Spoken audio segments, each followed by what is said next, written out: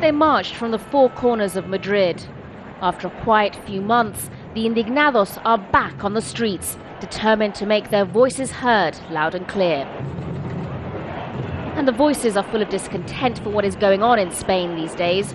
Discontent over the fact that a quarter of the workforce is jobless, anger at cuts to services such as health and education, and fury at what many here see is the public paying for a crisis caused by the banks.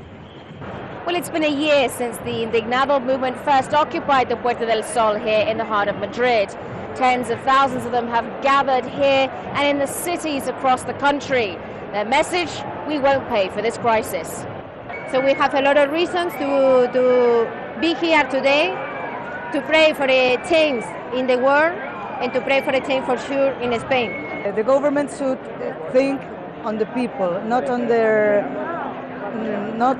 banks. The problem is that the banks are getting lots of millions and we hardly reach the end of the month. Like other protests around the world, social media has played its part in getting the message across. That's turned the Indignado movement into an inspiration for other protests such as Occupy Wall Street. But while there is much hunger for change, the reality is that the Indignados have had little impact on mainstream politics. The country voted in a right-wing government last year, which has implemented the harshest set of public sector cuts in decades. And there's little sign that the ruling politicians are prepared to listen to the protesters' grievances. The demonstrations will continue for the next few days.